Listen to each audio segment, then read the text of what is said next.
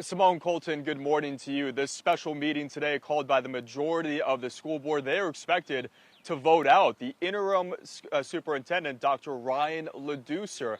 And he was just given that position, voted into that position 5 weeks ago. So it's unclear as to what the motivation is behind this vote that's happening today and why they're changing their minds so quickly on Dr. Ryan LaDouceur. But we know for sure it is the latest move for a district and a school board who's made national headlines for all of the wrong reasons. You'll remember we've told you about this here on Good Morning Arizona.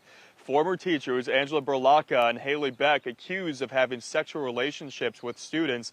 That comes after Peoria High School basketball coach and Sun superfan Mr. Orange, Patrick Patillo, was charged and convicted of child sex crimes. Board President Heather Rooks was recently removed from leadership for calling out the district and how they handled these investigations. Rooks released a statement on the new effort to remove Dr. LaDouceur. Quote, just weeks ago, he was publicly supported. Now he's being sidelined, railroaded, and effectively silenced. That is a part of a lengthy statement that now board member Heather Rooks released yesterday on X. Again, a lot of concerns that this is all being done during a closed-door special meeting during a weekday at 11 o'clock this morning. This was called rather quickly as well. Colton, Simone, still a lot of questions as to why the majority of the school board wants to pivot away from Dr. Ryan LaDouceur. Why just after 5 weeks of his tenure are they now going to vote to remove him? Those are answers that we are working to get for you